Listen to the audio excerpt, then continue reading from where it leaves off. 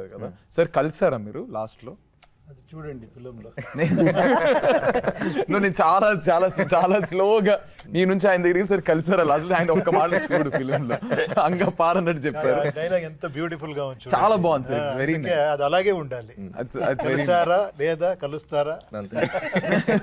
But sir మీరు ఇప్పుడు I think I mean was it like super star నుంచి fan వరకు మీకు రియల్ గా అలా ఎక్స్పీరియన్సెస్ జరిగినాయా? ఐ మీన్ అందరు స్టార్స్ కు ఆ ఎక్స్పీరియన్స్ ఉంటుంది. అడగండి రామ్ గారిని. సార్ ఆయన నేను అడగకూడదు. పుట్టినప్పుడు సూపర్ స్టార్. ఒకసారి సార్ని ఉపేంద్ర సార్ని కలవటానికి వెళ్ళినప్పుడు ఈ కథ వినగానే ఆయన భలే ఎగ్జైట్ అయ్యి ఒక ఎగ్జాంపుల్ చెప్తాను వినండి అని చెప్పి ఒక ఎగ్జాంపుల్ చెప్పారు. Sir if you don't mind అది చెప్తారు. అది చెప్పండి సార్. అది చాలా ఉంటుంది. కోసుకునేది, టాటూ వేసుకునేది, ఇదన్నీ ఇది. ఒక్క ఫ్యాను ఉపేంద్ర ఫిలింని, ఇద్దరు ముగ్గురు వెళ్తూ ఉంటారంట. ఒకరికి ఇంట్రెస్ట్ లేదు, వద్దురా అంటే ఇంకొకరు చూడాలి నీ ఫిలిం అని తీసుకుని వెళ్ళాడు. ఫిలిం చూసిన తర్వాత వాళ్ళిద్దరికి అర్థం అవ్వలేదంట, ఈతనికి అర్థమైంది.